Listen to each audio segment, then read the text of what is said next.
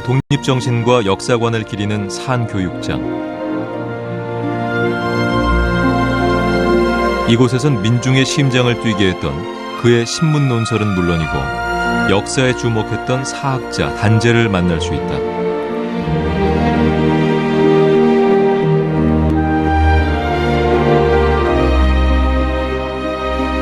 또한 고단한 삶을 살았던 그의 손때 묻은 유물들도 전시돼 있다.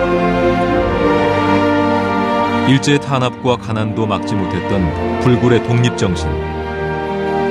역사 속에서 독립의 방법을 찾고자 했던 단재는 주체적인 삶을 살아낸 학자였다.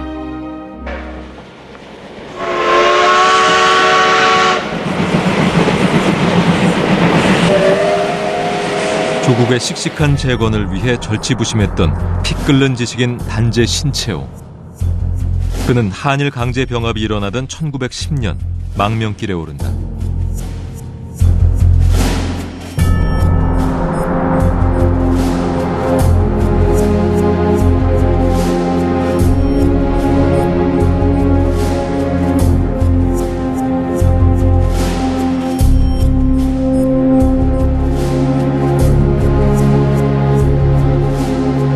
기약 없는 길을 떠나온 31살의 망명객.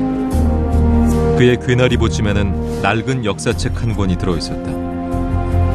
이는 단군 조선부터 고려 말까지를 다룬 역사서 동사강목이었다.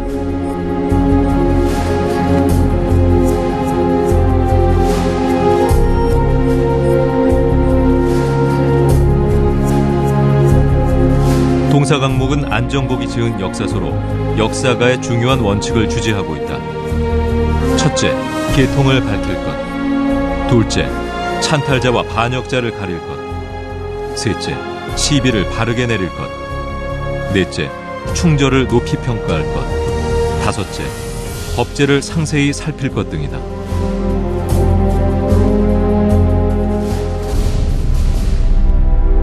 신채호가 망명길에 나선 배경에는 독립운동에 대한 열망만큼이나 역사 연구에 대한 포부도 있었다. 그의 행보는 자연히 만주로 이어졌다.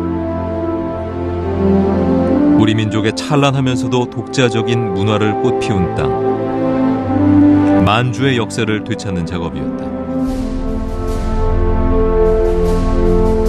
단재는 만주를 지배한 부요족이 분명한 우리 민족이고 따라서 만주는 우리 영토임을 주장했다.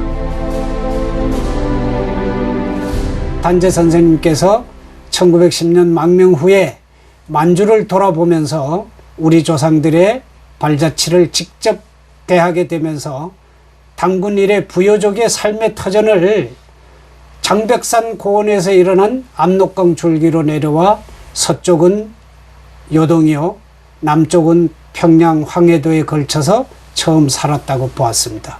이 기간에 우리 민족의 할등 무대를 보건대 전부 만주 지역이 주를 이루고 있었다고 보았기 때문에 만주를 아주 중요하게 생각하게 되었다고 볼 수 있습니다.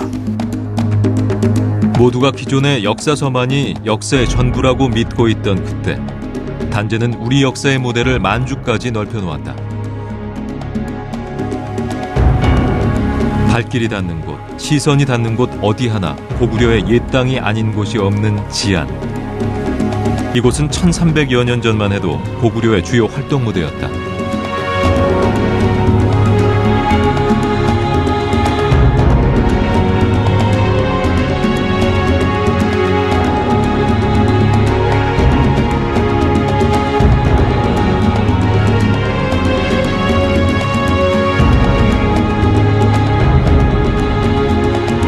웅장했던 고구려의 전성기를 담고 있는 만주 땅. 신채호는 이 땅을 둘러보면서 역사 뒤편에 가려져 있던 강대한 우리의 역사를 확인했다.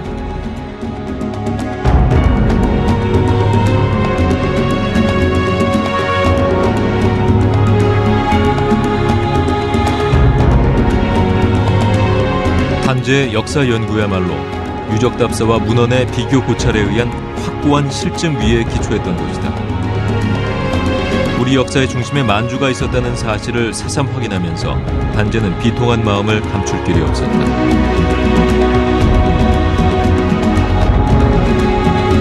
특히 그는 김부식의 삼국사기를 비판했다. 우리의 땅이었던 만주를 제외하고 신라 중심사로 역사를 기술했기 때문이다. 그래서 단제는 지안현을 한 번 돌아보는 것이 김부식의 고구려사를 10,000번 읽는 것보다 더 낫다고 말하기도 했다. 그동안에 숨겨져 있던 사료를 발굴해서 그 문헌사에만 의존하지 않고 문헌 고증학적으로 과학적인 자료를 보다 역사적인 사실로 만들어내는 작업을 많이 하셨습니다. 그러한 가운데 그 중국과 한국의 역사서를 비교 분석하는 그런 작업도 하셨고요. 위서 거짓된 역사서를 바로잡는 역할을 하면서 숨겨져 있는 역사서를 찾는 작업을 많이 하셨습니다. 사대주의에 물들지 않고 식민사관의 덫을 벗겨낸 우리 고대사. 이는 종전과는 전혀 다른 것이었다. 역사를 정확히 알고 있던 신채호는 우리의 고대사와 만주에서 자랑스러운 민족의 역사를 찾아냈다. 민족 정기가 시들지 않게 하는 일. 이는 신채호에게 있어 가장 핵심적인 독립운동이었다. 역사 속에서 암울한 현실의 돌파구를 찾고자 했던 그의 노력은 확고한 역사의식을 담은 책 조선상고사에 고스란히 담겨있다.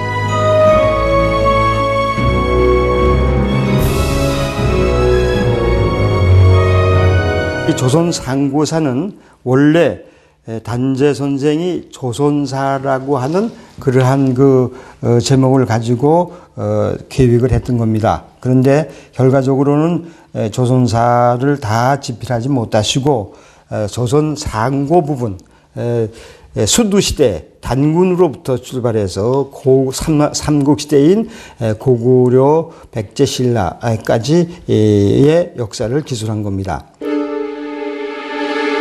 나중에 일어난 왕조가 앞의 왕조를 미워하여 고려가 일어섬에 신라의 역사가 볼 것 없게 되었으며 이시조선이 들어섬에 고려의 역사가 볼 것 없게 되었다. 이처럼 현재로서 과거를 계속하려 아니하고 번번이 말살하려고만 하였으니 역사에 쓰일 재료가 빈약해진 것이다.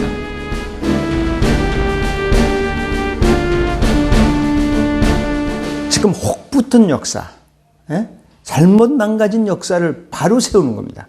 중국 학자들이 잘못 봤던 거, 일본 학자들이 완전히 날조했던 거, 이러한 것들을 전부 다 없애버리고 참 진정한 우리 한국사를 정립을 하려고 했던 그러한 의식이 바로 조선상고사에 담겨져 있다.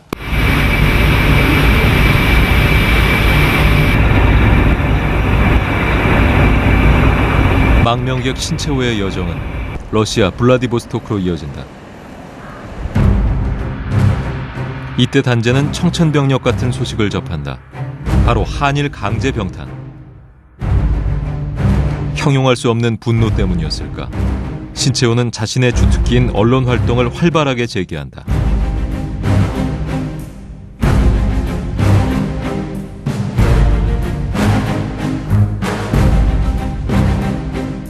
그는 해조신문을 복간하고 청구신문의 발행에 참여한다. 그가 만든 신문은 러시아와 만주 등지에 흩어져 있는 우리 민족들 간의 가교 역할을 한다.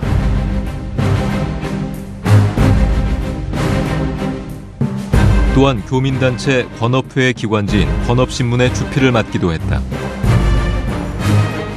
우리 교포들이 만든 그 해조신문 그리고 권업신문 이 두 신문의 주필을 맡아서 여전히 우리 교포 교육, 계몽, 또 세계 사조, 왜 우리가 독립운동을 해야 되는가, 이런 역할들을 하면서 그 혹독한 추위, 그리고 거의 하루에 한 끼도 먹기 어려웠던 그런 굶주림, 이때 단제 선생이 심한 그런 여러 가지 병을 얻게 되는 계기가 됐기도 했습니다만은 그런 속에서도 붓을 꺾지 않고 정론을 펴면서 일제와 치열하게 싸웠습니다.